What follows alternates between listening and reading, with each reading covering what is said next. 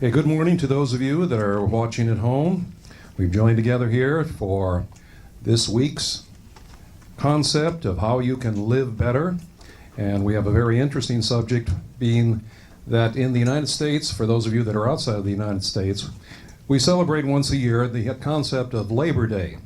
So today we're going to have a subject that deals with karma yoga, which is really the yogi's approach to being the householder and still reaching God and consciousness with the infinite and the eternal. It's a very, very interesting subject. And now, if you would you sit back in your chairs, put both feet flat on the floor or your ankles crossed, whichever is most comfortable for you. Let's take a few moments to work upon the health of your bodies. If you would, let your eyes close and just think along with me, if you would. For a few moments, I turn away from the outer world that surrounds me, that I may enter into the innermost world of my own mind, soul, and spirit. To let loose of all of those things that have troubled me, disturbed me in the week just past. To release from my consciousness any type of physical disturbance that I may have experienced. And to open my consciousness and the consciousness of my body to the indwelling, health, giving, and maintaining presence of God here within me. And so my mind is focused in upon itself, in upon the light of God's Spirit here within me. That the light of God's Spirit within me may heal and bless my body. For indeed, the only thing that really is life in my body is God's presence. Therefore, God bestows upon my body and my outer consciousness the gift of health and the gift of healing right here and right now. That whatever is out of balance in the energy factors comprising the rhythms and motions of my body are being restored, renewed, balanced, so that I feel a sense of peace, a sense of calm, a sense of well-beingness throughout the entirety of all levels of my mind, which reflect through my nervous system into the internal workings of my body, that all parts of my body are in perfect rhythmical attunement with the natural laws of health and well-being established by the true life that lives within me. The true life that is the presence of the eternal and the infinite God, maker of the universe, dwelling here within myself. And so light shines within all of the millions of cells of my body, provided by the light God force that dwells here within me.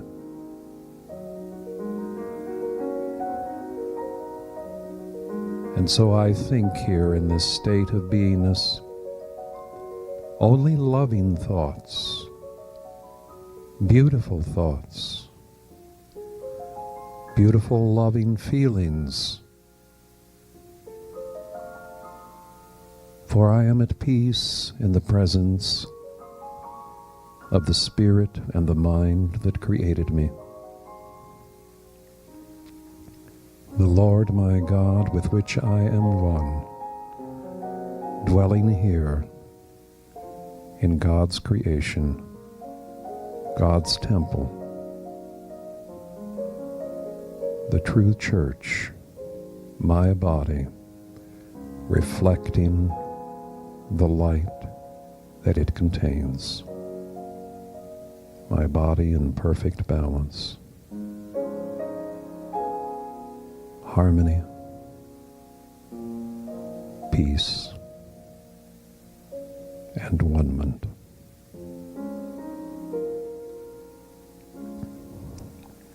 To the indwelling spirit that created my outer self,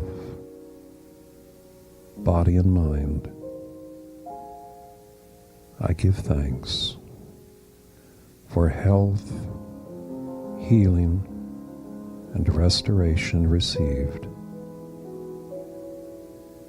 I let this be so throughout the entirety of my being. I give thanks that it is so, and so it is.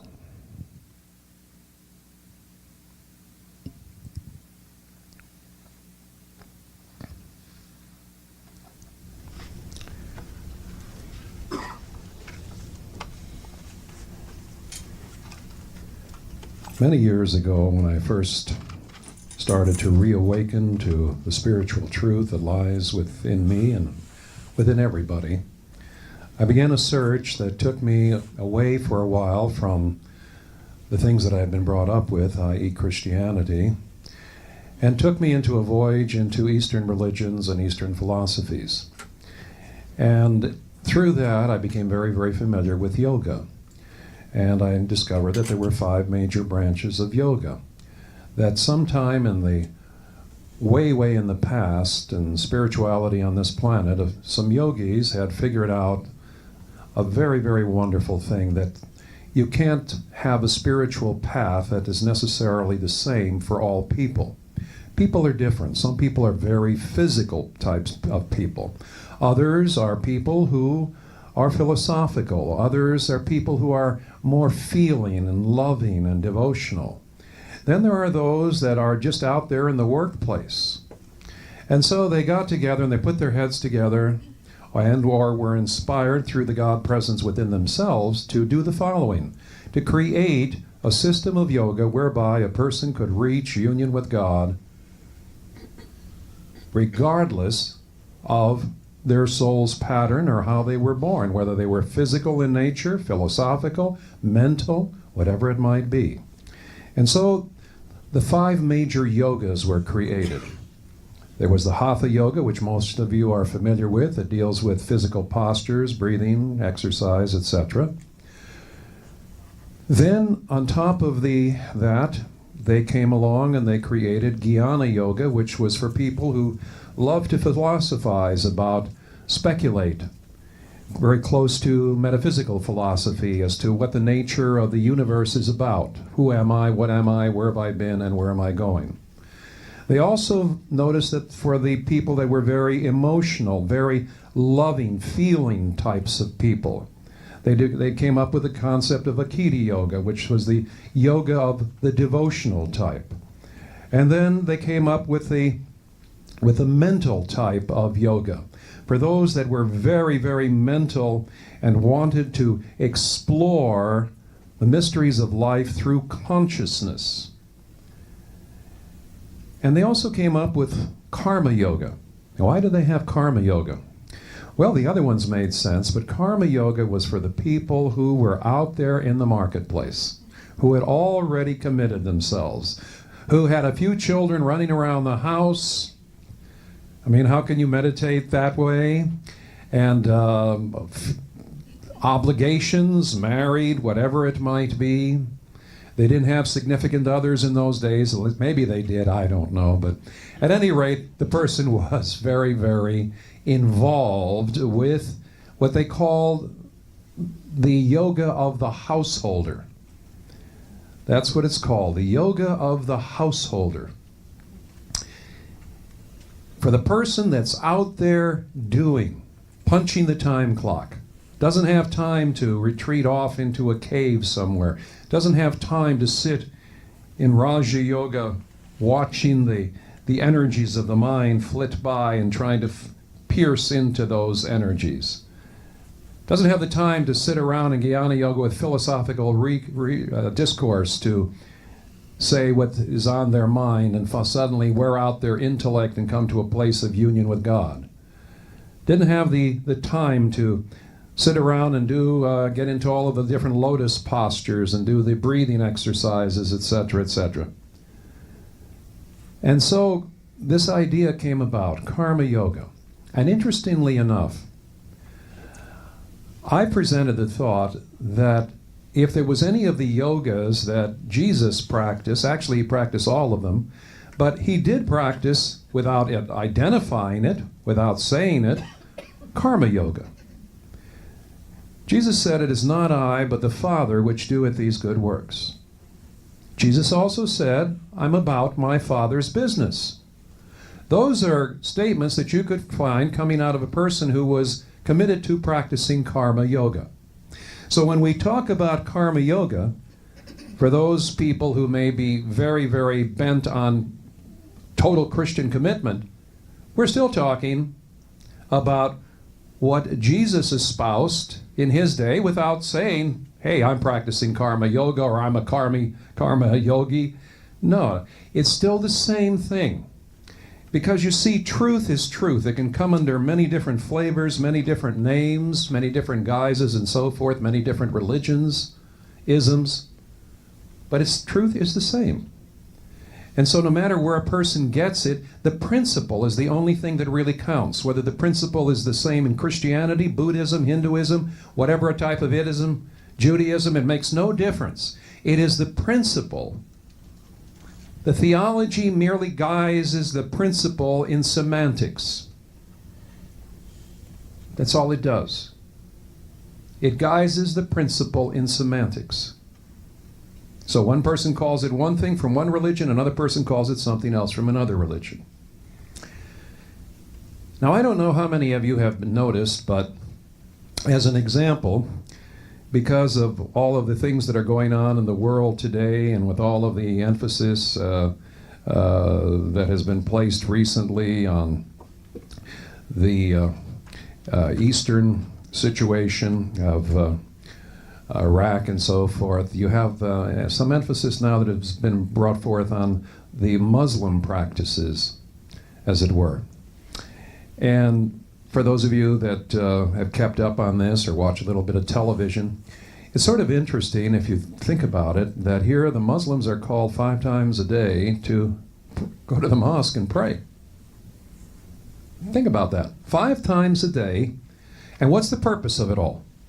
The purpose is to keep centered and attuned to Allah or God. Again, it makes no difference what name you call it. It's all the same. It's all the same God. It's all. But if you think about this, actually, if a person was unemployed, not a bad practice. 5 days getting down there with your fellows, because you've got all of this energy. In a group, you have group energy, so you get together, you squat down, get down on your knees, bow your heads. Yes, it's ritual. Yes, it's outer, but it keeps 5 times a day reminding the person that there is a higher power. Now, there's something to be said for that. How could we pull this off in this society? Now, all of us know I'm not going to ask you to come in here 5 times a day, because you couldn't do it unless you were totally unemployed or retired and so forth. But that just isn't the way our Western culture works. But if the principle is to remind ourselves to keep centered, that's the principle of showing up 5 times a day in the Muslim idea and tradition. Can't we do the same without having to show up in a mosque or a church or a synagogue or a temple? That's why karma yoga is handy. It solves the dilemma of the Westerner. Even though the whole thing was conceived aeons ago, it solves the dilemma. Now, how then can you do this? Well, the only thing that happens really when the person goes to the mosque 5 times a day is, again, they center in, they acknowledge that there is a higher order of life, a higher presence. So how can we get ourselves to do this without having to go to any one place? They're disciplined to be there. The only thing that's involved is really the mind. So let's look at the affirmations. The first says karma yoga, which is defining it. It says, I understand that karma yoga can lead me to achieving conscious union with God, or conscious God union, by achieving a union of my daily work with God's presence within me. A union of my daily work with God's presence within me. So what does that mean? Wherever I am, whatever I'm doing, I dedicate it to the presence of God within myself. If it's something that's good that I've just done, I give total credit to the presence of God within myself. Now, what happens when you give total credit? Normally, in our Western culture, we take credit. Ho, look at the thing I just did. Personal ego. The more personal ego we have occupying the conscious mind, the more we are repressing the superconscious or the God mind or infinite consciousness or infinite mind. So the more we can defeat the personal ego, which is the only real devil a human being will ever really come into contact with, lives within themselves, and is known as the personal ego. If we keep substantiating that whatever good is taking place in our life is as the result of the God presence, not our personal ego, we magnify the God presence inside of the consciousness within ourselves. Think about that. At the same time, let's suppose you mess up. Well, instead of battering your personal ego and saying, oh, how awful I am, I did this wrong, I was a bad boy, a bad girl, I messed up. By saying that, you're glorifying and you're giving credence to a personal ego again. You see that? Once again, every time you say, I've messed up, you're saying my personal ego exists. But your personal ego doesn't exist. It's really an illusion created by the God presence within in order to have creation, i.e. to give the illusion of a multitude or varying degrees of manifestation. So, if you've got something you messed up on, you just release it. I release the illusion of this mess up to the healing presence, the truth within myself that knows I never really messed up, that I just happened to have a moment of forgetfulness. What's the moment of forgetfulness? The moment of forgetfulness is to interfere with the true life that lives within you, or the God presence within you. To have momentarily repressed that and gone into a trip or an ego trip. All of you have heard the expression ego trip. It is the source of all your misery. Your make-believes, your illusions, it is the source of all your misery. And as long as you want to wallow in that, then you're going to be wallowing in your personal ego. Nobody's done anything to you. We do it to ourselves. And we do it through this concept of thinking that we are one thing and God is something else. That's what happens. Now, the work, as you go through it, whatever you're doing, it's not for you. It's that God has created you, the true life that lives within you has created the outer you, the human part of you, to live out the drama for which you were created. One person to play the guitar, another person to sing, another person to play the piano. It's all part of an orchestra. We all have our position, all manifesting the one life. The moment you break away from that, you get hurt. People do bad things to you.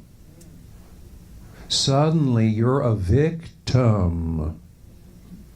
Suddenly your mind becomes so distorted, so overwhelmed by your personal ego that boy, oh boy, then there's got to be a devil, because I don't want to take the responsibility. And those that don't want to take the responsibility can make the devil the biggest thing on earth. Think about this. The devil made me do it. We laugh when we hear that. Was it Flip Wilson or something that used to do that type of routine? The devil made me do it. Well,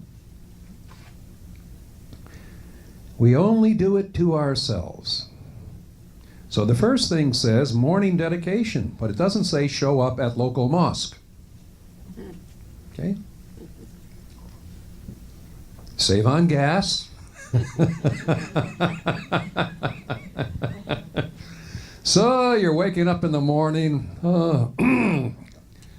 Let's see what's. Oh yes, as I awaken and prepare for my work day, I dedicate the entirety of my work to God's presence within me.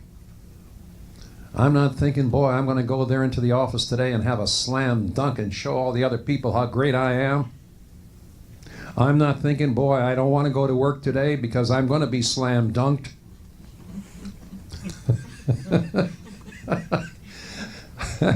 I don't do these things. Stupidity is the personal ego. Ride 'em, cowboy and cowgirl, into oblivion.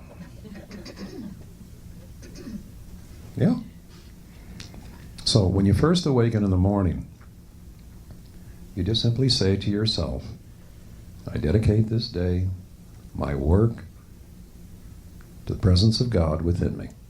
Doesn't have to be word for word, just use words that are comfortable for you. It's just the idea is the same. Okay, so you go through your morning. And as you're going through your morning, remember every good thing that happens, thank you, God. I acknowledge you, God. Thank you for letting this happen, God. From the greatest thing, hey, you made the big sale, to the littlest thing, hey, you found the parking space. Or, hey, I happened to look over there and I didn't run over that person. How many of you ever had near misses like that, where all of a sudden you say to yourself, oh my God, if I hadn't turned a second ago, I could have hit that person. You think that's coincidence? There is no such thing as coincidence. It all happens for a reason. And the reason is a life that is dwelling in you that gave you that momentary shot of awakening to turn your head this way or that way to avoid perhaps a collision or avoid a calamity of some kind. How many of you believe that, incidentally? I've had it happen enough times. All right. So we have midday dedication. At midday, I dedicate all that has happened in my work in the morning and all that will happen in the afternoon to God's presence within me. So what does all of this mean? It means you're working for God, not for yourself. You're working for a presence that is infinite and eternal. You are acknowledging that the real life inside of you is faking that you're Tom, Dick, Harry, Mary, Jane, whoever, in order to have manifestation, giving the illusion of many, many different lives, but in truth there's only one life. So in order to have this illusion of creation, you play out the game, but you keep this feeling of I am ever one, and my afternoon is going to be, God's sitting at my desk. God's driving the car. God's making the sale. You got a sales call to make? You're a little bit shaky about it if you were a salesperson. You're ready to go and up to the receptionist or knock on the door or whatever. It's not I, but God that makes this sales call. It's part of the divine drama. You take all of the pressure off of yourself then. There's no pressure on the personal ego then. Instead of trembling, why do people tremble? Why do people get tight? Why do people have stage fright? Immediately, their personal ego. An entertainer will tell you, at least I think most of them will, that even a seasoned entertainer can have a moment of just uneasiness, which we could qualify as stage fright, if they step out before an audience where there's just a momentary type of thing, where they may feel something. They may lose the first line of a song or of a play or whatever. But the moment, then something else happens. The God presence inside takes over, and the person then gets into a creative energy mode, and everything is on automatic. Now, the same thing applies when you're at work. Don't think, because you're on a stage when you're at work. There may not be people in an audience sitting there. The curtain may not have pulled forth, but you're the same as an actor or an actress on a stage. Think about that. Then you've gone through the afternoon. It's evening time. And it says, at the conclusion of my workday, I dedicate all that has been a part of my work to God's presence within me. Jesus said, why call me good? It is not I that doeth these good works. It is the Father that is within me. I'm about my Father's business.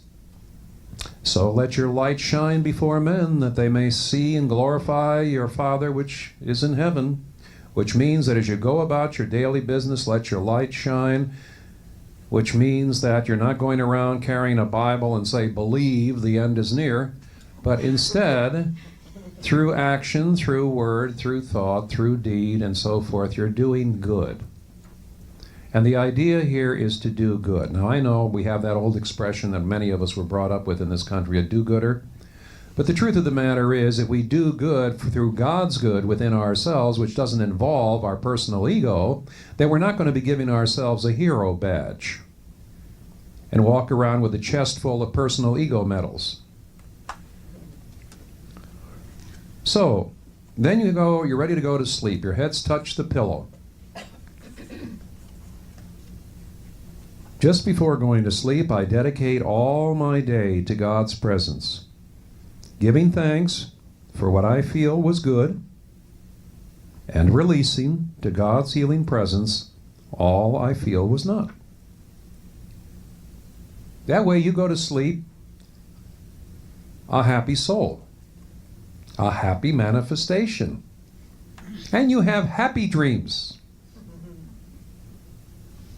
Now, when a person has really bad dreams, nightmarish dreams, well, you don't have to get a dream interpretation book or go to a dream analyst. There's something that's not right there. And if there's something that's not right, that's causing all these nightmarish dreams, I can guarantee you 100,000% it is personal ego. You are in personal ego land. You have divided yourself up into all of these different neuroses, and they're coming up as dream images and haunting you in the middle of the night. And that's the way it is.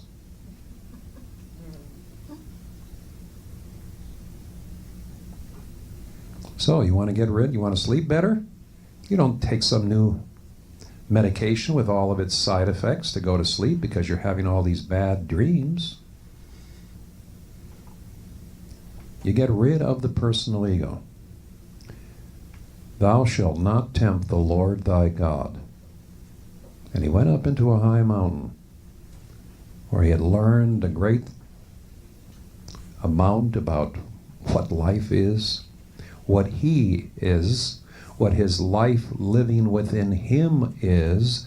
And he said then, upon a high mountain, which is a high level of consciousness, that's what it symbolizes in the New Testament, get behind me, Satan, which is let the illusion of personal self and personal ego, because after all, what was it that was tempting? I'll give you all of the kingdoms of this world. I'll tempt you with all of the niceties of this world. Who falls for that? The personal ego. The personal ego that's got to have the biggest this, the biggest that. Live in grandeur because the person is so insecure within themselves. It doesn't matter whether we have things or we don't have things.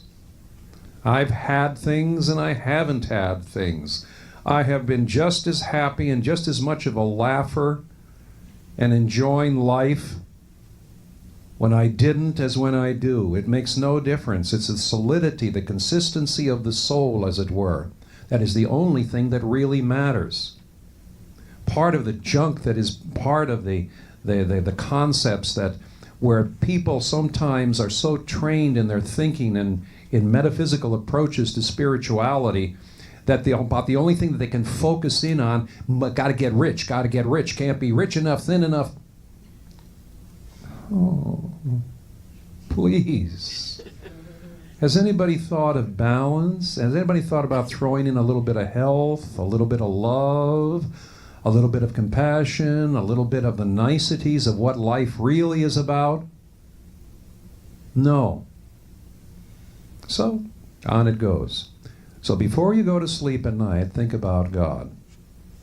And release to God. If you aren't happy with this day, release it. Don't take it into sleep with you. Then you're going to have bad dreams. Because whatever you have been fearing on a conscious level takes image in dream images and comes to haunt you in the middle of the night. Whether it's as grotesque monsters or things that are absolutely sickening by human standards, things that you see that, are depraved, degraded, whatever. God didn't put those there. Your sense of personal ego and division between yourself and God, and don't tell me you're spiritual. Because I know people who are absolutely miserable that can quote me the Bible chapter and verse from one side to the other, and so help me God, you wouldn't want to live with them. You wouldn't. They drive you crazy. Judgmental, finger pointing. Oh my God. You know, years ago I told a group of people, hey, if you got a friend that's always criticizing everybody, get rid of them out. Get them out away from you. Because sooner or later, it's going to come to you. You'll be the object. There are enough people in this world, dear friends, that are uplifting. Enough people that want to look on the positive side, not deluded people. A spiritual person sees all things. The so-called good, the so-called bad, and all variations of the same. Doesn't put their head in the sand and pretend that something isn't there when it is. At the same time, doesn't always see the world as being so bad and so negative. So, God is a laugher. Why do we respond to comedians? Because it's inside of us. God creates comedians. God creates comedians so God can laugh, find something to laugh about, be amused about.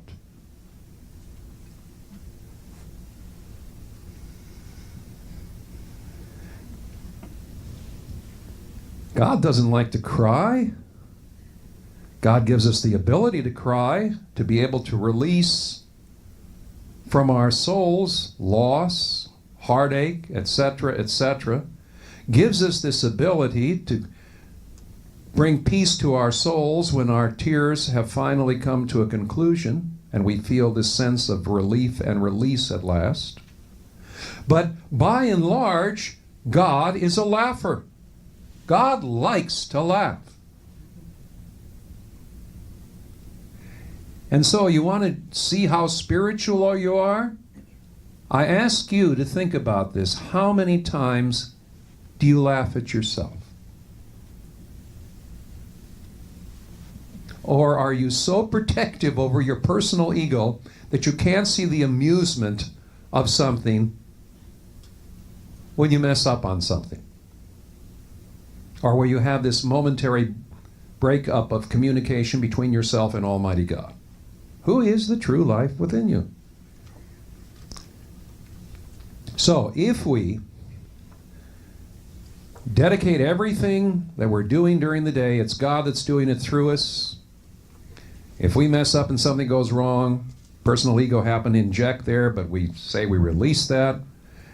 And in the morning, and in the midday, and in the evening, and in the pre-sleep, and then we take at least once a day and squeeze in meditation. We've now gotten to God 5 times during that day.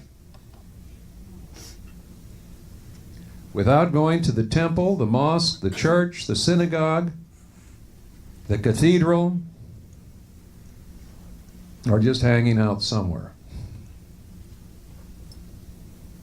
We have visited God 5 times during the day. Simple to remember now. We've got to make it simple. That's one of the things of basic religion. Make it simple. Okay. You wake up, you dedicate. You eat your lunch, you dedicate. You eat your dinner, you dedicate. You go to sleep, you dedicate. And somewhere in the midst of all of this, you meditate, in which you communicate. So you dedicate and you communicate. Because you don't have to say anything or do anything or be anything. All you have to do to meditate is just close your eyes and stay awake.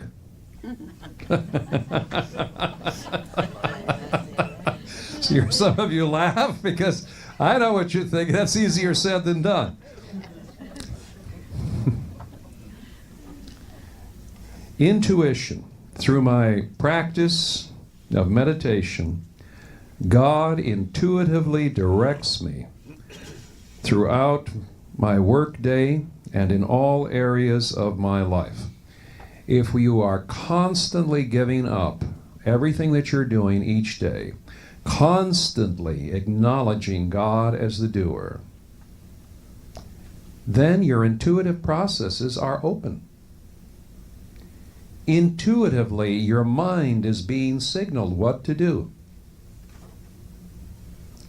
what not to do, when to speak and when to shut up.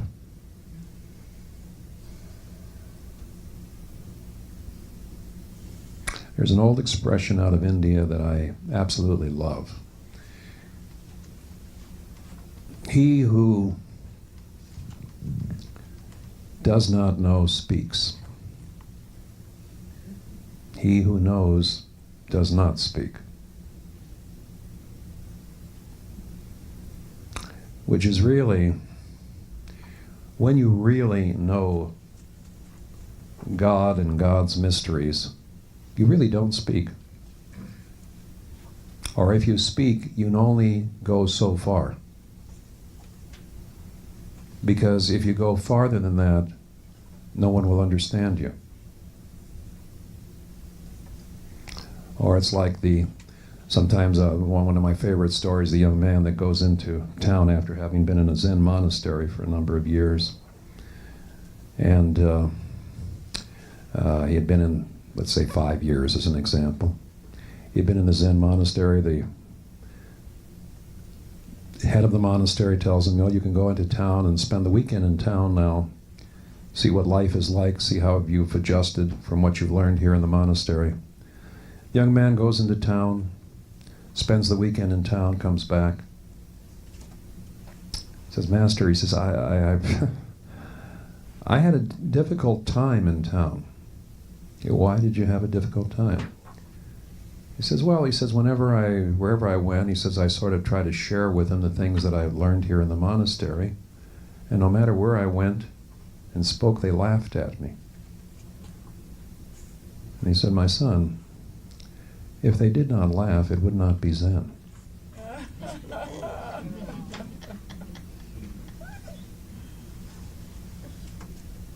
Simple. So you know how far intuitively you can go or you can't go. But you're being intuitively guided. So it says, through my practice of meditation, God intuitively directs me throughout my workday and in all areas of my life.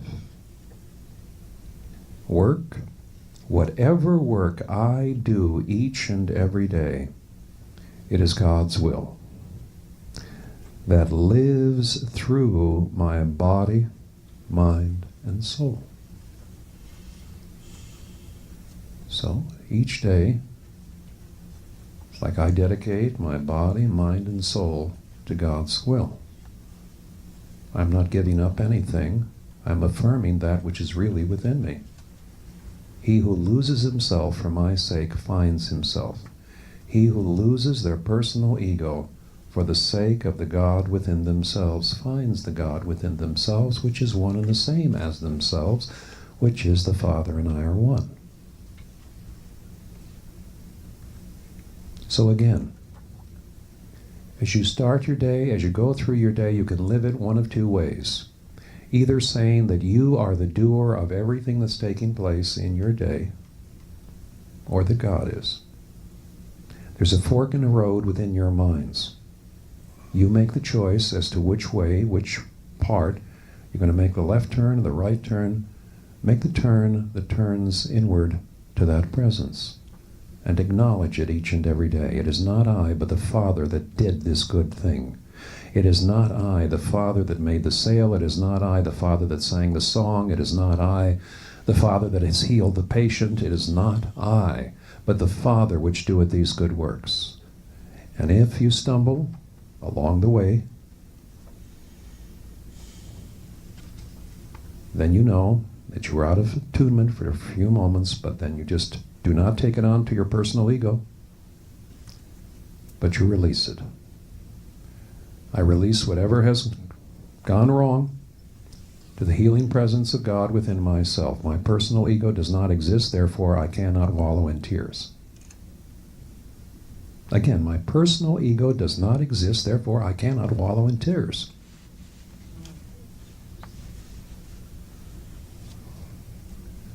The moment your personal ego exists, you feel remorse, you feel guilt, you feel conscience, you feel poor self-image. We could pick up a book on psychology and give you all of the different neuroses and different things that you can feel, and because you become split, fragmented within yourself. And what's the old expression from the New Testament? A house divided against itself cannot stand. So if one time you're thinking I'm a personal ego and the next time you're thinking I'm the manifestation of the universe, you're bouncing back and forth. You're on a ping pong table, throwing the ball of reality back and forth. I am, I'm not. I am, I'm not. I am, I'm not. You're leading a very confusing life.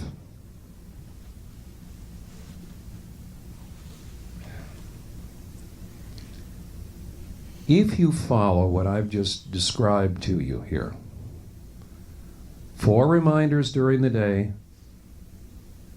the meditation to make this a reality, because the meditation eventually discloses that indeed the only real life inside of you is the universe. You'll walk in the light. You want to walk in the darkness, you will be filled with all kinds of junk. All kinds of hallucinations, all kinds of distortions, all kinds of things that will make you feel miserable. So the question I have to ask you is, do you want to feel miserable? Have you made misery a way of life? Do you like to get on the phone and complain to people? Do you like to send them text messages complaining about how, well, let's bring it up to date. Do you like to sit at your computer and tell people how absolutely miserable you are? Come on. Remember the song, there's got to be something better than this? Of course.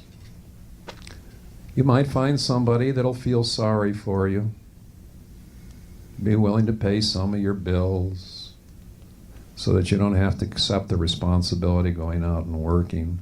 But that's because you don't really believe in God. If you believed in God, you'd say, I will work and I will come to the top of my company. I will make this business succeed. I will do it because it isn't me, the personal I, it is God that is working. God wakes up in the morning in my bed and pretends he's me. That's all. It's a game of let's pretend. The moment you see through the game and you accept your responsibility, then you start to accomplish things in your life. Whether it's your financial life, whether it's your creative life, your personal life, the moment you get off of the pity pot, things start to happen. Stay on the pity pot, it's a very lonely place to be. Solves nothing. All right, I said about meditating. Let's take that moment right now. This will be our time here to work meditation into our day. So if you would you sit back in your chairs, put both feet flat on the floor, your ankles crossed, whichever is most comfortable and convenient to you. And let's take a few moments to go into ourselves, to feel, to sense, to be in oneness. For a few moments, I turn away in mind and sensory awareness from the outer world that surrounds me, that I may enter into the inner world of my own mind, soul, and spirit. To, for a few moments, leave the physical world and physical skies behind me, that I may enter into a world of endless sky, of endless consciousness, that I may contact the beginning and the ending of life as spirit and as mind everywhere present. And so I close off my outer senses to the exterior world, that I may enter into the interior world of my own mind, to travel through the corridors, the passages, the hallways, the byways of consciousness that lead to that one place of light within me. Of light within me and yet infinitely beyond me. For I am part of the divine mystery that is and has always been.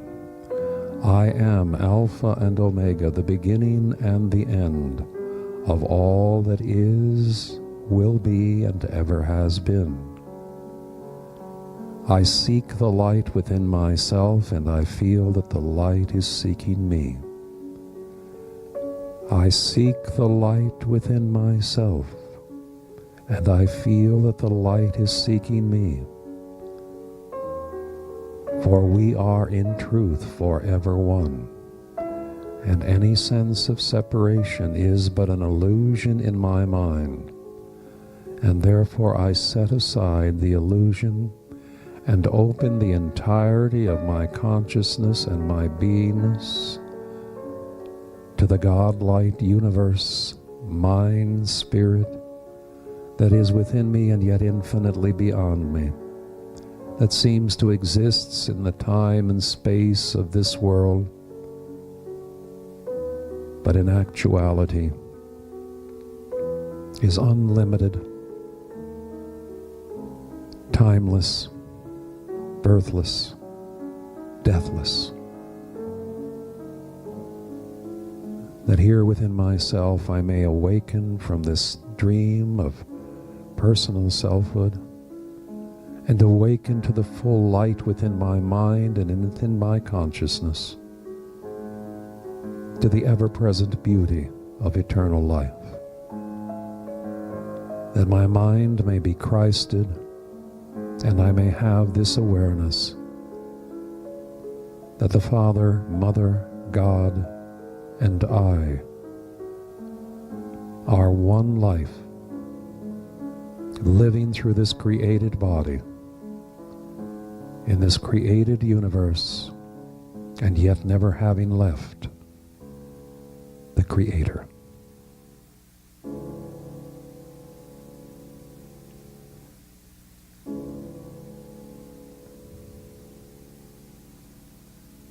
I sit for a few moments now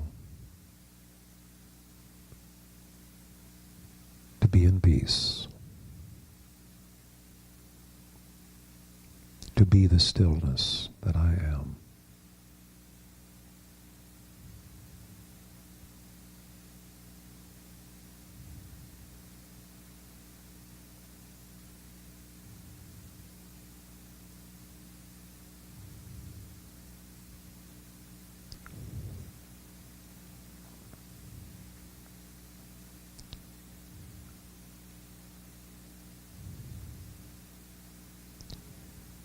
In a few moments, I'll return my mind and my senses back to this physical world that surrounds me. And yet I will realize that even this physical world that surrounds me dwells in the mind of God, which dwells in me.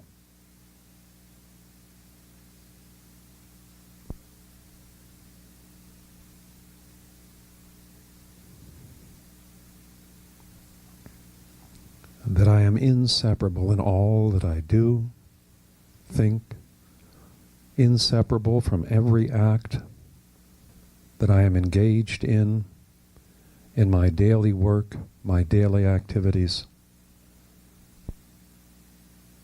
that my outer body houses the Lord God of the universe and is the temple, the living temple of God, who is the great doer of all things, the creator of all in my life, the power, the real power within me to accomplish, to be, to give. I am that which I am. For this, I am thankful. Thankful that I am in alignment with the truth and self-reality of who and what I am. And so ever so slowly now, ever so slowly and gently, I'll begin to open my eyes. And as I open my eyes, I'll stretch my arms and my hands high over my head. And I do this as a symbolic gesture of always reaching for something higher in my life, knowing that that something higher that I reach for is to be found in the height of who and what I truly am within myself, a living, breathing manifestation of the stars of the heavens, of universal life, mind, having taken image, shape, form, and embodiment. I bring down my hands, resting in this Christed awareness of the truth that I am. And so it is.